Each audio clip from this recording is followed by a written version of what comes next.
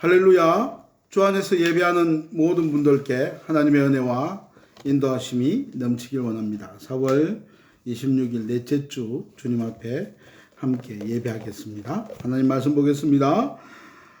그리스도 예수의 종 바울과 디모데는 그리스도 예수 안에서 빌립보에 사는 모든 성도와 또한 감독들과 집사들에게 편지하노니 하나님 우리 아버지와 주 예수 그리스도로부터 은혜와 평강이 너희에게 있을지어다. 아멘. 기도하겠습니다. 사랑의 주님, 오늘 또 주님 앞에 예배합니다. 이 시간 하나님 함께하여 주시고 사랑하는 우리 성도들 한 영혼이 또한 이 예배를 통해 큰 은혜 받게 하여 주옵소서. 주님이 모든 시간을 주장하여 주시며 종은 가리시고 오로지 주의 말씀만 선포되는 복된 시간 되도록 축복하여 주시옵소서. 주 예수님 이름 받들어 기도드렸나이다. 아멘. 오늘부터 제가 생각하면서 하나님께서 참 빌립보서 말씀을 좀 전해야 되겠다는 마음이 들었어요. 그래서 빌립보서 강해를 계속해서 하려고 생각합니다. 오늘은 그 빌립보서 중에 서론과 또 1절, 2절에 대해서 하나님의 은혜를 함께 나누고자 합니다. 이 빌립보서는 우리가 잘 아는 것처럼 바울이 62년경에 2차 로마 감옥에 있으면서 참 이제 죽음의 위기가 바로 닥쳐왔죠. 그때 선 옥중 서신이죠. 에바브로디도로부터 빌립보 교회 안에 유오디아와 순두계 약간의 불협화음이 있다는 사실을 들으면서 그가 이 서신을 그를 통해 보내었던 것이 오늘 이 본문의 말씀입니다. 이 빌립보서를 우리가 보면서 먼저 한번 생각해 볼 것은 이 빌립보라고 하는 곳이 어떤 곳인가 하는 것입니다. 빌립보는 알렉산더 대왕의 아버지였던 마게도니아 왕 빌립 2세가 점령을 하면서 그 이름을 자신의 이름을 따서 빌립보라고 했던 도시입니다. 나중에 이제 로마의 식민지가 되지만 로마 황제 아우구스투스, 옥타비아누스죠. 그가 제국의 모든 그 반란을 제거하고 안토니우스를 또 제거하고 난 이후에 그와 함께 애썼던 부하 장수들에게 이 땅을 분배해 주면서 마게도니아 지역, 지금 말하면 그리스인데 그리스 북부 전체를 총들어 마게도니아라고 합니다. 그것에 가장 으뜸이 되는 로마, 제2의 로마가 되는 도시를 만들려고 계획도시로 세워진 것이 이 빌립보다라고 할 수가 있습니다. 그래서 빌립보는 당시에 상당히 부유했고요.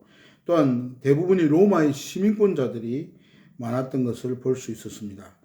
그리고 이 빌립보가 부유한 이유는 빌립보는 물과 목재와 강석들이 참 풍부한 도시였고 또 금강도 많았던 도시입니다. 우리가 오늘 이 빌립보의 교회의 첫 믿음의 사람이었던 여인 루디아, 자주 장사죠. 당시 자주라는 것은 자주색 이 옷은 이 왕과 그다음에 귀족과 군인들만 입는 옷입니다.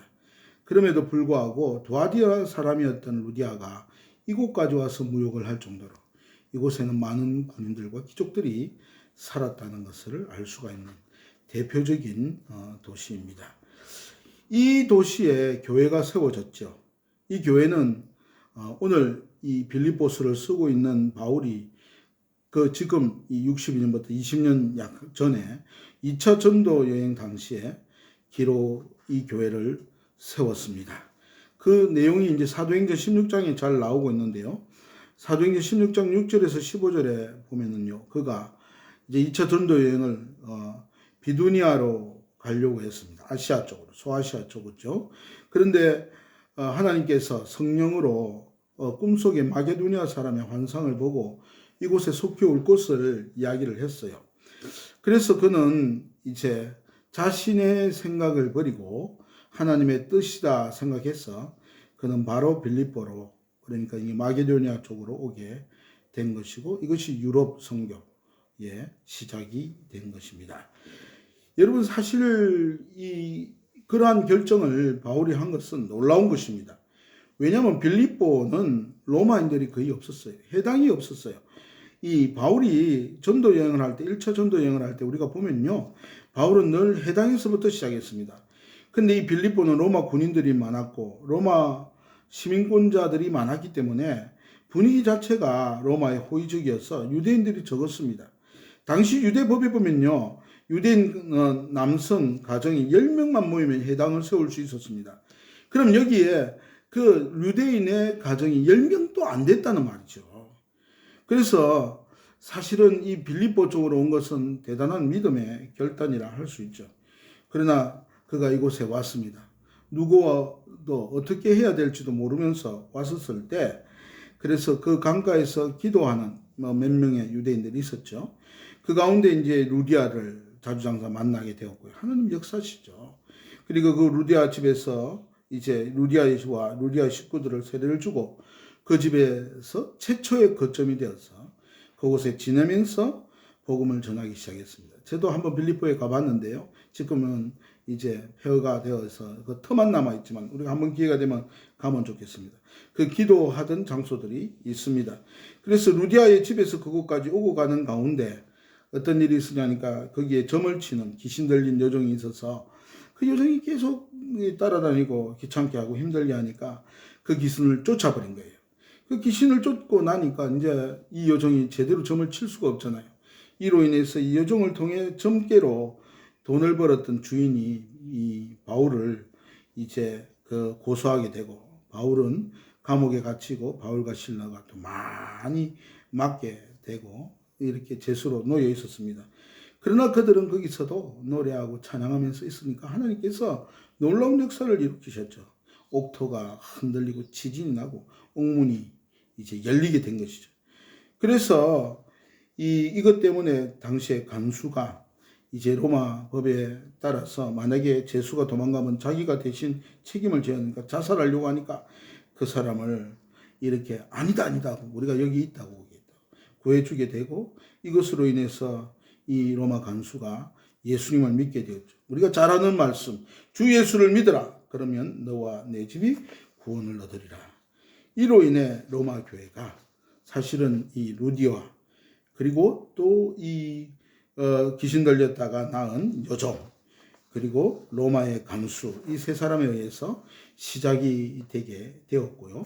나중에 20년 세월 동안 마지막 바울이 이제 로마에서 순교하기 전까지 빌립보 교회는 정말 바울을 돕는 복음의 열매가 있는 아름다운 교회로 성장했습니다.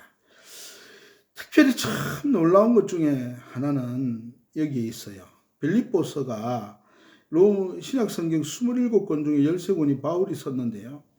그 중에 옥중 서신으로 오늘 기록되어 있던 게 빌립보서라고 말하지 않았습니까? 바울이 이 감옥에 투옥돼서 기록한 거니까 옥중 서신인데 그럼에도 하나의 별칭이 있습니다. 그게 뭐냐니까 기쁨의 서신이다라는 말입니다. 여러분 옥중에 있는데 기뻐할 수 있습니까? 기쁨의 서신이라는 거예요. 왜냐하면 빌립보서에 총 4장에 불과하지만요. 기쁨에 파생된 단어가 18번이나 나옵니다. 빌립보서 1장 18절에 보면요. 그가 로마에 잡혀있고 주위의 사람들이 그를 비난함에도 불구하고 그러면 무엇이냐 거칠애로 하나 참으로 하나 무슨 방도로 하든지 전파되는 것은 그리스도니 이로써 나는 기뻐하고 또 기뻐하리라. 만일 너희의 믿음의 제물과 섬김 위에 내가 나를 전제로 드릴지라도 나는 기뻐하고 너희의 무리와 함께 기뻐하리니 이와 같이 너희도 기뻐하고 나와 함께 기뻐하라. 주 안에서 항상 기뻐하라. 내가 다시 말하노니 기뻐하라. 놀라운 말입니다. 기쁨은요. 내가 어떤 것을 얻었냐에 있는 것이 아니고 어디에 속해 있는 사람이냐에 따라 달리는 것입니다. 그가 그리스도 안에 있기 때문에 그리스도인들은 늘 기뻐해야 한다는 것이죠. 그리스도 안에 있다라는 말이 이 바울 서신에 그리스도 안에 48번, 그리스도 예수 안에 34번, 주 안에 50번, 약 132회나 주님 안에 있다는 것이 기쁨이라는 것입니다. 저와 여러분요, 이제 코로나로 힘들고 어렵지요. 그렇지만요, 우리가 그리스도 안에 있다는 이 놀라운 사실 때문에 기뻐하고 감격할 수 있는 그런 바울의 신앙과 믿음을 이 빌립보서를 통해서 우리가 깨닫게 되고 우리의 기쁨의 이유가 어디에 있는지를 알게 되는 저와 여러분 되시길 주의 이름으로 축원합니다. 자, 우리 오늘은 빌립보서 그 1장의 1절과 2절의 말씀으로 은혜를 한번 나누고자 합니다. 1절에 보면은 이렇게 말합니다. 그리스도 예수의 종 바울과 디모데는 그리스도 예수 안에서 빌립보에 사는 모든 성도와 또한 감독들과 집사들에게 편지하노니. 여기에 놀라운 사실은요, 본문을 기록하는 사람을 바울과 디모데는이라고 말하는데 앞에 그리스도 예수의 종이라는 말로 이야기하고 있습니다. 사랑하는 여러분, 정말 우리는 그리스도의 종이 되어야 하지요. 이 종이란 말은요, 그냥 의미상 우리는 주님의 종입니다, 이런 말이 아닙니다.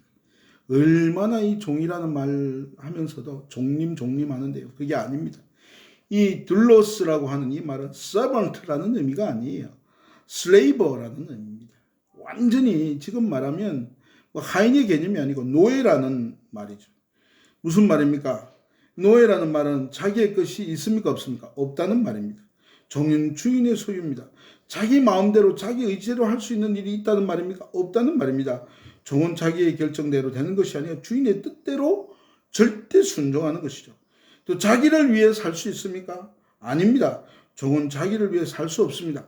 오직 주인을 위해 희생하는 것입니다. 그래서 고린도전서 4장 2절에 있는 것처럼요, 한마디로 이 희생과 복종과 충성하는 것, 이게 종입니다. 바로 오늘 자신을 뭐라고 말하느냐 하니까 나이가 이제는 많이 들었어요. 어떻게 보면 그곳에서의 원로 목사님과도 같죠. 그럼에도 불구하고 빌립보 성도들에게 가르치는 것입니다. 우리가 그리스도의 종이다.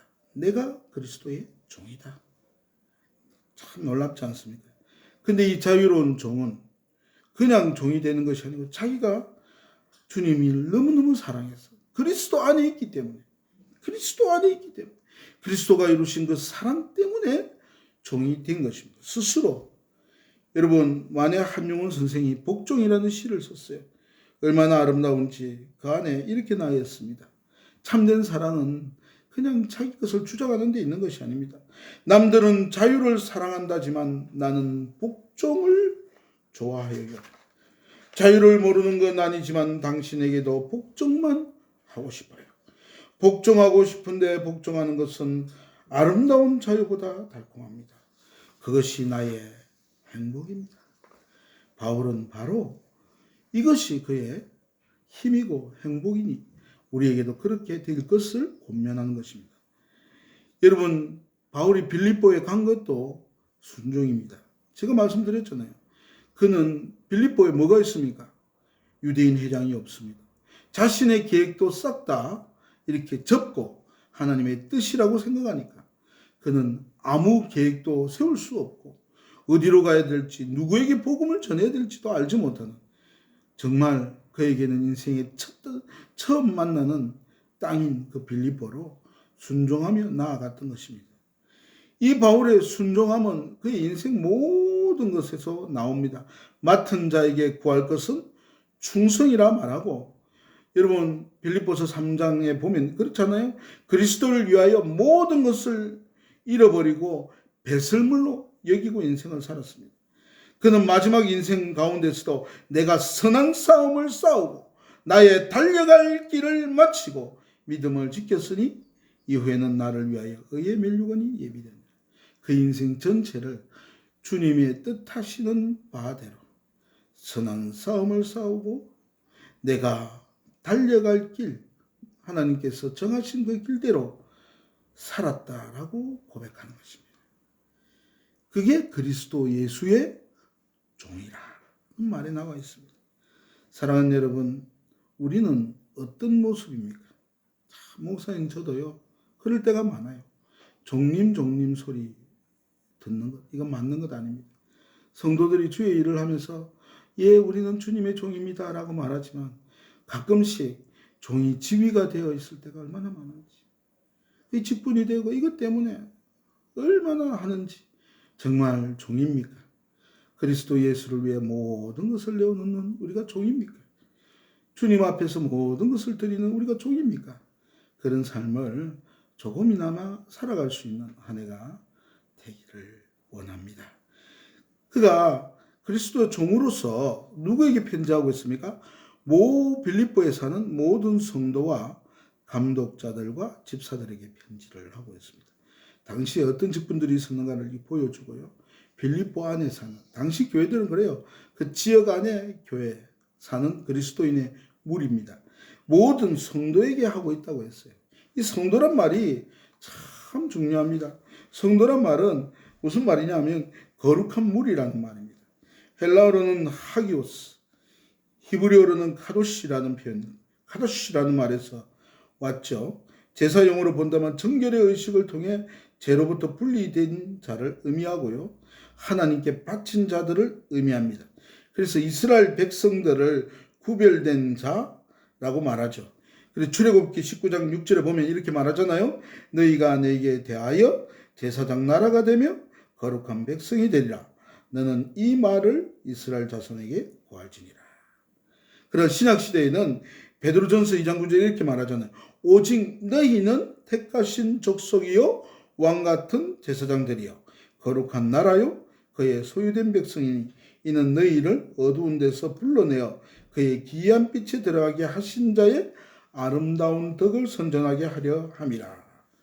구약에서는 이스라엘 백성들을 말하지만 신약에서는 새 언약의 공동체, 정말 그리스도 예수를 만난 자들, 예수 그리스도 안에서 구원받은 자들, 주님이 나를 위해 무엇을 하시고 하나님의 참된 자녀가 된 자를, 그래서 세상 안에 살지만 수많은 이 빌립보 도시의 많은 무리들과 살지만 오늘 우리들도 마찬가지입니다. 그러나 세상과 전혀 다른 모습으로 살아가는 자들이 이 구별된 자들이란 말입니다. 그래서 오늘 만약에 우리가 정말 그리스도인들이라면 오늘 이 말씀은 우리에게 중요한 의미를 가지고 있습니다. 여러분, 말로만 그리스도가 아니라 진짜 그리스도인이 되기를 원합니다.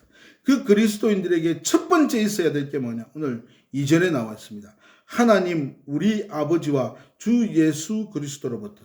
누구로부터요? 세상과 어떤 것이 아니고 하나님 우리 아버지와 주 예수 그리스도로부터 두 가지 은혜와 평강이 너희에게 있기를 원한다는 것입니다. 예, 다른 네가 어떻게 잘 살아야 하고 멋져야 하고 이런 건 아니에요. 제일 먼저 은혜가 있어야 한다는 것입니다. 그리스도인의 성도는 바울이 종으로서의 그 모든 헌신을 하는 이유도 주님의 은혜가 그에게 있기 때문입니다. 은혜가 뭡니까? 은혜는 하나님의 선물, 그레이스입니다. 은혜는 나의 노력과 능력으로 주어지는 것이 아니라 하나님이 전적으로 주신 것입니다. 그 사랑이 은혜입니다. 하나님이 우리를 사랑하여 주셔서 베푸신 그 놀라운 선물이 은혜입니다. 하나님은 정말 우리를 사랑해 주셔서 인간이 되어 이 땅에 오시고 우리 대신에 십자가에 죽으시고 부활하심으로 우리를 건져 사죄와 칭의와 하칭과 영화에 하나님의 자녀가 되는 축복을 주셨습니다. 지금도 살아가는 것이 내 힘이 아니고 하나님의 은혜로 삽니다. 우리가 구원받을 때까지 우리와 함께 하시며 우리를 붙드시며 우리를 인도하시며 그래서 사망에서부터 건져내어서 하나님의 자녀로 살게 하신 이 놀라운 모든 게 은혜입니다. 복음은 은혜를 말합니다. 나의 공로나 선한 행위를 이야기하는 것이 아니라는 말입니다. 그 은혜가 너희에게 있을지어다. 바울도 정말 하나님을 핍박하는, 하나님의 교회를 핍박하는 사람이었습니다. 그러나 다메섹 도상에서 예수 그리스도를 만나고 모든 것을 뺏을물로 여기고 주님을 만난 그 은혜가 놀라웠어.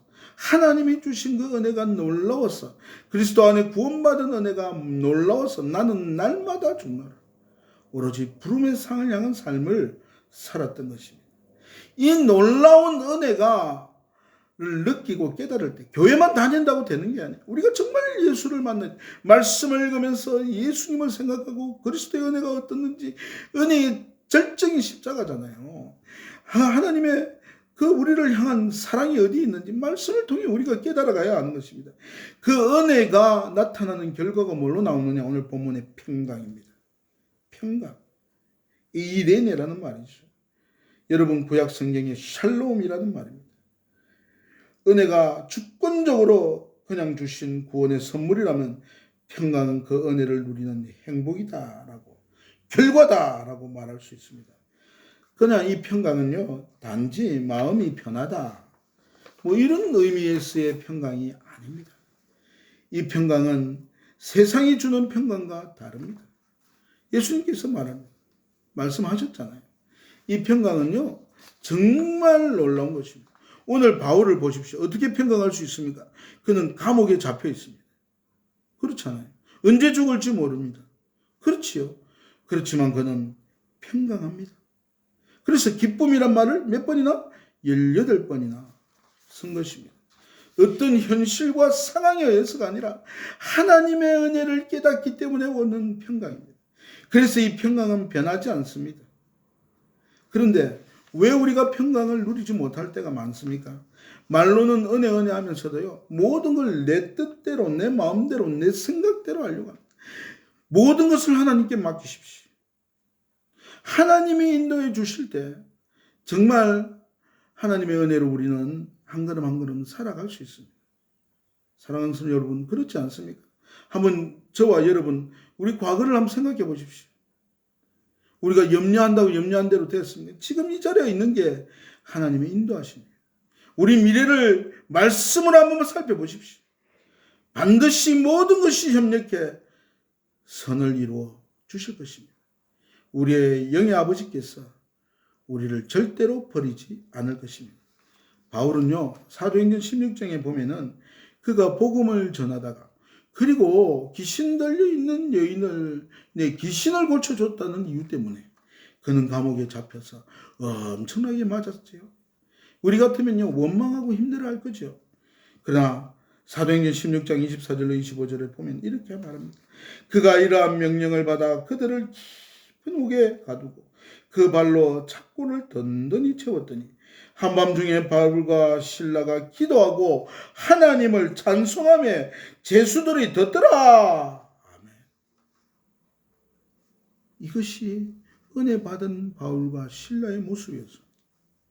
하나님의 은혜를 생각하고 복음을 전하다가 감옥에 잡혀서 고통을 당하지만 세상 사람들 같으면 원망하겠죠. 그러나 이 모든 것에 하나님의 뜻이 있음을 알고 주님께 전적으로 모든 것을 맡겼기 때문에 이로 인해서도 기뻐하고 감사하고 찬양하는 것. 지금이라도 우리가 주님 부르시면 우리 천국 가잖아요.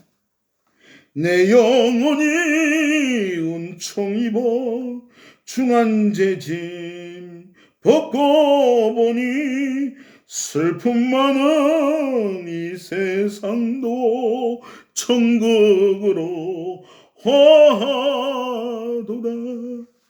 사랑하는 여러분, 그렇습니다.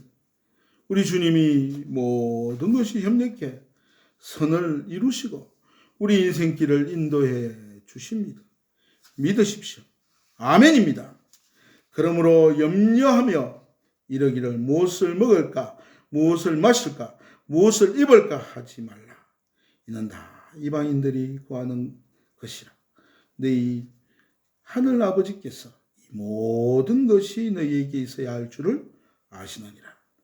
사랑하는 여러분, 코로나 때문에 힘드시죠? 어렵지요. 그러나 주님이 우리와 함께 하십니다. 믿음으로 일어서십시다.